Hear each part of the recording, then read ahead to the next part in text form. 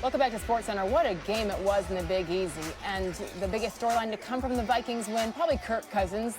He got that monkey off his back. 2-10 in his career versus playoff teams, 0-8 in primetime. But he more than got it done Sunday on the road, leading the Vikings and his first career playoff win as well. Behind, most importantly, tons of support from his teammates. Listen. Special moment, man. Happy for Kirk, man. Happy he's our leader, and it just defines if you come together as a unit.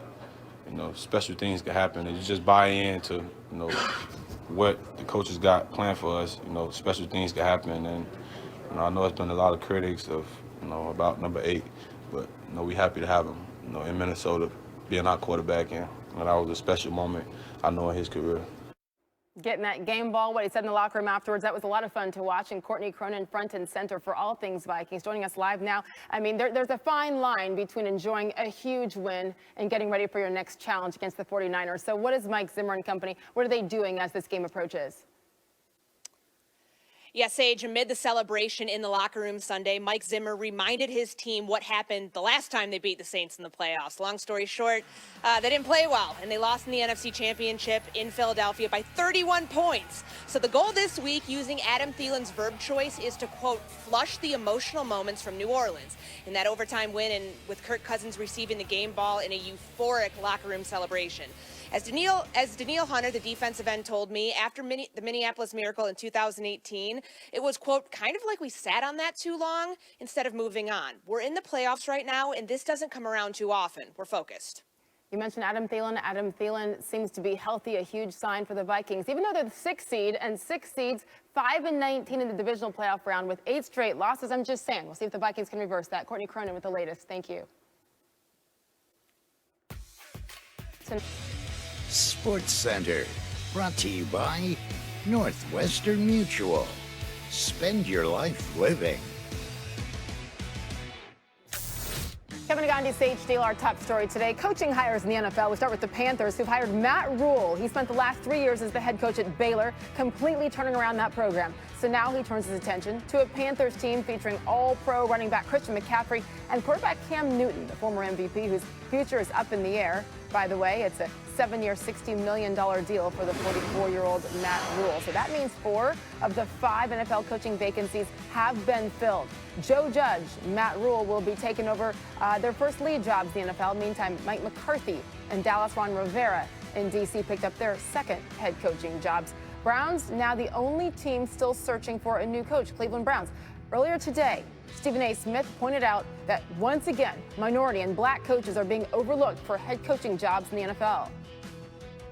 There is a Rooney Rule in place, and still this kind of stuff is happening. I want to announce on national television that I personally am going to take it upon myself, whether it's to communicate with the NFL league office, whether it's to communicate with owners, whether it's to sit up here and raise holy hell, whether it's to recruit my contemporaries in this business to address it. We got a problem. This is some BS. Ain't no way around this. We moving in a reverse direction. We moving in a reverse direction. Black men are not being treated fairly in the National Football League. Somebody got to say it. Somebody got to say it. You got to be kidding me. When the stuff that has happened over the last year, for this stuff to go on and we just gonna sit up here and have a sports conversation. No, I ain't having no damn sports conversation at this particular moment. Something wrong. Now, the National Football League or somebody else, we got to change this Rooney Rule. Is bogus, clearly, because it's being bypassed. The original intent, what it was intended to produce, is being circumvented. And black men in the National Football League are being ostracized from key positions in the National Football League. Somebody needs to say it. The NFL, league owners, the world of sports, sports talk television, sports radio, y'all are going to be hearing from me. Something got to be done. Something got to be done. NFL insider Dan Graziano is back. So, okay, 32 NFL teams, just 3 black head coaches in the league, when the league consists of 70% African-American players, Dan. Rooney Rule, which of course requires teams to interview minority candidates, that was instituted in 2003, a very long time ago. We haven't seen much change. What's going on? Well, part of what you hear is that the pipeline, right, the guys that get head coaching jobs are usually offensive coordinators, quarterback coach types, and there haven't been a lot of minority coaches in those roles. But there are a few now, and you have Eric Bieniemy, the offensive coordinator of the Kansas City Chiefs, working for Andy Reid, a coach who, half the league, it feels like, is former Andy Reid assistants, and he's been on interviews the last couple of years, but hasn't been able to get an offer. But then you look at, there should be more guys getting interviews. Why isn't Leslie Frazier, the defensive coordinator of the Buffalo Bills, getting interviews based on what they've done there? Why isn't Jim Caldwell getting a sniff, as a former head coach who had success prior to being let go by Detroit? I think that, there's a Byron Leftwich is the offensive coordinator in Tampa under Bruce Arians. He didn't get any interviews. I was surprised by that. So I think, look, part of this year, fewer openings, right? There's five openings as opposed to the 6 or 7 or 8 there usually are. So that's part of it. But it's definitely about teams needing to expand their searches beyond the usual candidates. I think the hard part is you can instill a rule, but as far as actual changes taking place, this is not an overnight fix. I don't think anybody has that answer right now. Dan, back later to break down the plan for Cam Newton in Carolina under Matt Rule. Thank you. January 7th, 1997. That was the day Lamar Jackson was born, exactly 23 years ago today. So yes, happy birthday to this season's MVP favorite, Lamar and the Ravens, preparing for Saturday night's divisional playoff game against the Titans. It's in Baltimore after Jackson led this Ravens team to the best regular season in franchise history. Birthday boy, not talking about his birthday today though, asked about the game. Every game is serious. Every game is important. Every regular season game was important. And like I said, every playoff game is a Super Bowl because it's do or die, you win and go home. Is there any concern for you having that long way off, of having rust early in that game? No, I'm good. My team good. We trying to win it all.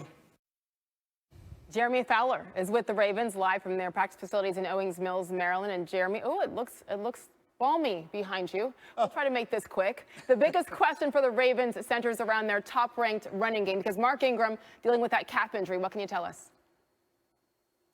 We'll say it's just beautiful playoff weather behind me. Started around the time when the Ravens took the outdoor practice field about 1 p.m. And so they didn't want to risk Mark Ingram slipping on the snow with that calf strain. They wanted to be cautious with him. I did speak with a source close to Ingram. They said that he's making great strides in his rehab. So all outlooks look good, but they want to see how he feels by, say, Thursday's practice. And just in case, I spoke with running back Gus Edwards, who's part of that 3-man vaunted rushing attack with Lamar Jackson.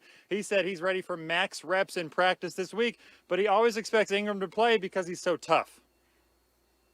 He had over 1,000 rushing yards, 10 touchdowns in his first season in Baltimore. Lamar, really good, but Mark, excellent as well. Jeremy Fowler, get inside. Thank you. Dallas shoot Tigers going to war. 1, 2, 3. Get that heartbeat going. Let's go. Get it going now. Go Tigers. We play the game to win it, and that's it. Welcome to Death Valley, where opponents dream come to die. We take no prisoners. Man, what about the Tigers? You want to go ahead and say it? Go Tigers. Go Tigers. Go Tigers. I sure hope they give him a lifetime contract. He deserves it. Yeah, as if New Orleans needs another reason to party. An extra week leading up to the national championship is here for LSU fans, and it's created a unique playoff buzz. Billboards around the city capture the great philosopher Edward James Orgeron Jr.'s simple message. It's not go Tigers, it's we coming. Actually, if you want to come to the game, get ready for a hefty price. According to Ticket IQ, the average cost for a ticket is nearly $2,100. Stefano Fasaro is with the LSU locals. We're less than a week away from the college football playoff national title game, so we decided we should go around Baton Rouge and ask LSU fans how they're preparing for the game. But first, we should ask Mike the Tiger where we should start. Hey, Mike, where should we go?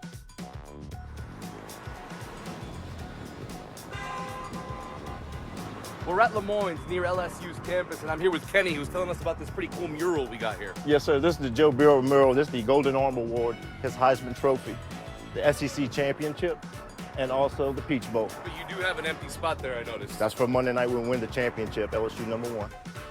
And now we're at Coach O's favorite restaurant here in Baton Rouge, Mike Anderson's, and we're with Mike Anderson II himself. The video that went viral was Joe Burrow on his recruitment trip. He was here trying to get crawfish, and he couldn't get any. What happened, Mike? Well, I don't know what happened in the past, but I tell you what, when these guys win the national championship, they can have all the crawfish they want. Go Tigers! Mike, what's up, man? Just the guy I was looking for. I'm looking for these real big LSU fans. I think it's called University School. You know where that is? It's that way? You guys sure? You sure it's that way? All right, cool. Thanks, guys. I appreciate it. Hey, look, I found all the students. They're not in class because it's National Championship Week here in Baton Rouge. Hey, guys, is Clemson going to win this game?